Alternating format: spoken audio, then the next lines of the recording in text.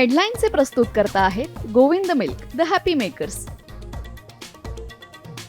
राज्य सरकारची पूरग्रस्तांना जुन्या निकषानुसार मदत जाहीर। कोरडवाहू जमिनीसाठी हेक्टरी 8,500 रुपये तर बागायती जमिनीसाठी 17,000ची मदत। 2 हेक्टरसाठीच मदत मिळणार।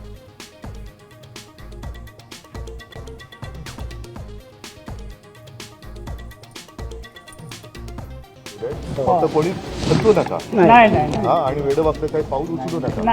आम्ही तुमच्या पूर्ण ताकदीने सोबत आहोत। तर हेक्टरी 50,000च्या मदतीसह शेतकऱ्यांचा 7/12 कोरा करा। मराठवाड्याच्या दौऱ्यामध्ये उद्धव ठाकरेंची मागणी।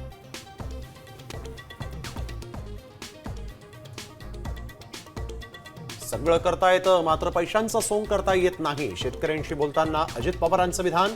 पैशांचं सोंग आणता येत नसेल तर सरकार चालवू नका, राऊत यांची टीका। शेतकऱ्यांना वाऱ्यावर सोडणार का, वडेट्टीवार यांचा सवाल।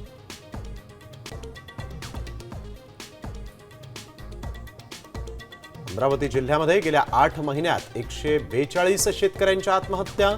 दुष्काळ, पाऊस, नैसर्गिक आपत्तीमुळे बळीराजानं मृत्यूला कवटाळलं।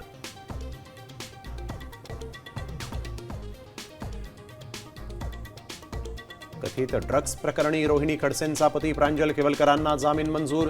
2 महिन्यांनंतर जेलबाहेर येणार।